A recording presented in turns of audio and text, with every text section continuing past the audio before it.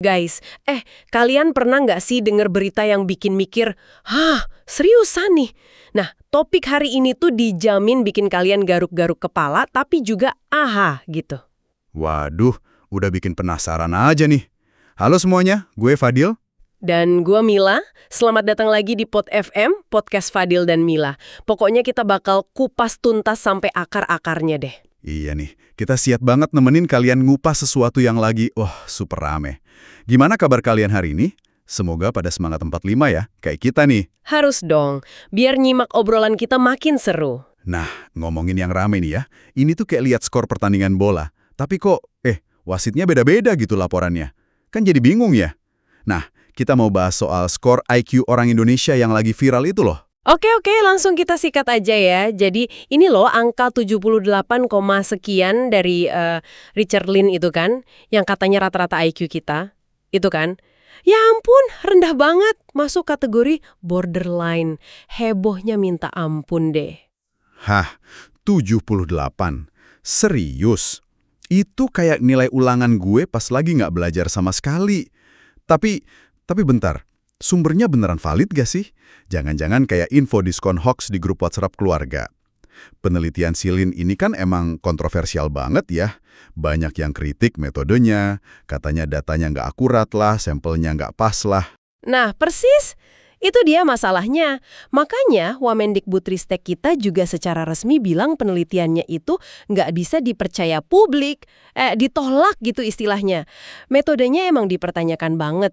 Kan nggak bisa ya asal pukul rata semua budaya pakai tes yang sama. Beda dong. Tuh kan, bener. Udah kayak ngeramal nasib pakai kartu tarot buat mutusin mau investasi gede apa enggak. Nah, coba banget. Terus, ada angka lain nggak sih? Masa cuma satu sumber yang aneh itu aja? Ada sih, ada sumber lain kayak International IQ Test. Katanya rata-rata IQ kita itu 92, sekian. Nah, ini masuk kategori average atau rata-rata bawah. Ya, lumayan lah ya, naik kelas dikit gak di ujung tanduk banget gitu. Oh, jadi kayak bandingin resep masakan dari buku resep Chef Juna sama resep dari belakang bungkus mie instan gitu ya? Beda level lah ya. Tapi ya, tetap sih. Angka 92 itu katanya masih di bawah rata-rata global, terus juga masih di bawah negara tetangga kita kayak Singapura atau Jepang gitu. Intinya sih, angka IQ ini nggak sesimpel itu ya.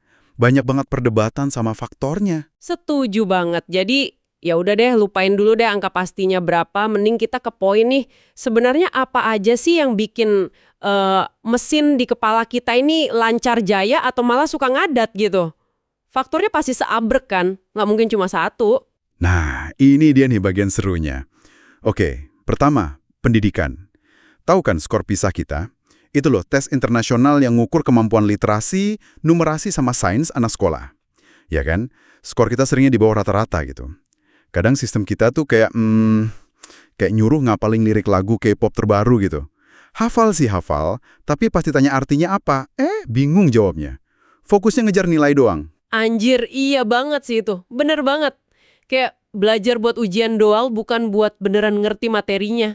Terus PAUD pendidikan anak usia dini tuh katanya krusial banget ya. Penting itu. Krusial parah.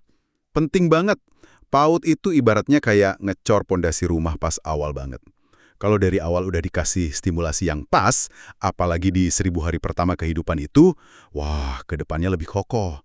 Kalau enggak ya kayak bangun rumah di tanah yang agak goyang gitu, repot nanti benerinnya ke sananya. Waduh, bener juga ya analoginya. Oke, selain pendidikan, apalagi nih yang bikin otak kita jadi encer atau malah jadi beku gitu? Kesehatan sama nutrisi. Ini juga penting banget loh.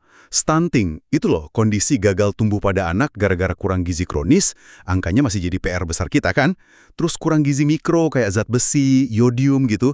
Otak tuh kayak mesin motor, perlu bensin ya kan?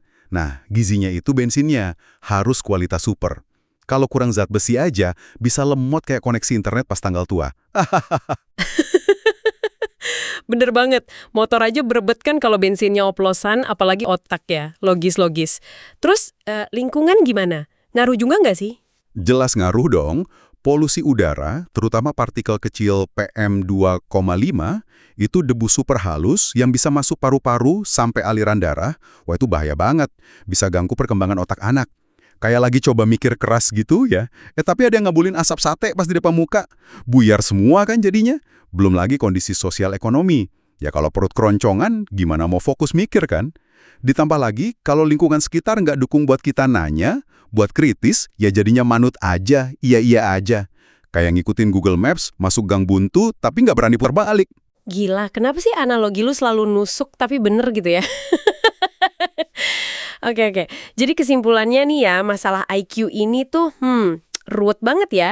Nggak bisa cuma lihat satu angka doang terus langsung ngejudge gitu aja. Iya banget, kompleks. Skor IQ itu cuma kayak nilai akhir di rapor sekolah aja. Padahal kan proses belajarnya gimana, gizinya cukup apa enggak, lingkungannya sehat atau penuh polusi, bahkan gurunya asik atau malah bikin ngantuk, itu semua ngaruh banget. Ya nggak bisalah nilai buku dari sampulnya doang, atau nilai orang dari satu angka tes aja. Benar-benar kompleks. Oke deh guys, itu tadi obrolan seru kita ya soal skor IQ yang lagi bikin heboh. Ternyata lapisannya banyak banget ya, kayak kue lapis legit, nggak cuma satu lapis doang. Makasih banyak ya udah nemenin kita ngobrol seru hari ini. Semoga ada aha moment buat kalian juga ya. Nah, kalian sendiri gimana mikirnya soal ini? Atau mungkin punya analogi ngakak lainnya? Langsung aja deh drop komen di bawah. Kita tungguin loh. Nah, ini nih, jadi kepikiran nih. Kira-kira ada nggak sih kebiasaan sepele dalam hidup kita sehari-hari yang sebenarnya bisa bantu ngasah otak kita biar lebih kritis? Biar nggak gampang kemakan info mentah-mentah kayak soal skor IQ tadi gitu. Wih, pertanyaan bagus tuh.